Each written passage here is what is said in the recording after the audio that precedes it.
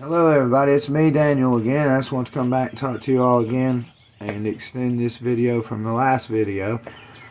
And I just want to talk to you again about a lady that come through my work one day, and we was sitting there and she come through the line, her and her husband, and I was talking to them, and then I was preaching to them basically, and then next thing you know, her husband looks at me and he says, "Will you pray with me?" And I said, "Absolutely, I'll pray with you."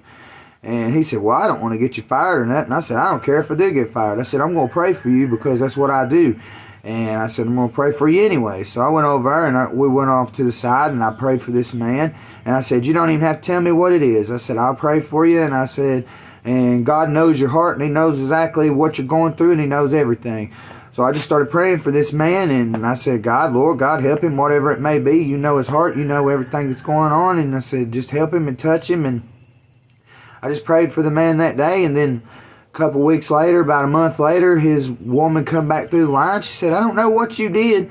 And she said, "But he's asking God to forgive him for his fleshly sins now." And she's like, "I've tried to get him to go to church the whole time we've been together, and he wouldn't go nowhere near a church." And I said, "Don't thank me, thank Jesus." And then she come back again, and she come back again about a month later. She come back through my line again, and she said, "Well, I don't know what you did." She said, "But now his brother's wanting him to go to church with him, and he's thinking about going with him."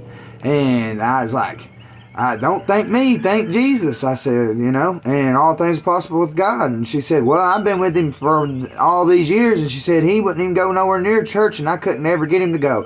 And I said, "Don't thank me, thank Jesus. I always redirect it back to the Father. Everything's through Jesus. Ain't nothing that we can do on our own but through Jesus." And then she come back through my line again, and this is about 2 months, 3 months down the road or so. And she come back through my line. She said, "I got some good news." So I was just looking forward to it. I was like, "Man, this guy went to church," is what I was thinking. She come back through the line. She said, "Hey, I got some good news." And I'm like, "Okay, and what is it?" And then she pulled out an ultrasound. Had an ultrasound, and she looked at me and she said, "I got 2 twins." And she said, "I've never been able to have kids, and I've wanted to have kids my whole life." And I looked at her and I said, "All things are possible through Jesus," and thank Jesus. You know what I mean? And people just don't understand the power of God. And I have another example of the same exact thing happening at another job I was working at. There was a lady that come in there. She couldn't have kids, and she wanted kids all of her life. And she said, "Man, I wish I could have kids too one day." And my lady looked at her and said, "Well, pray about it."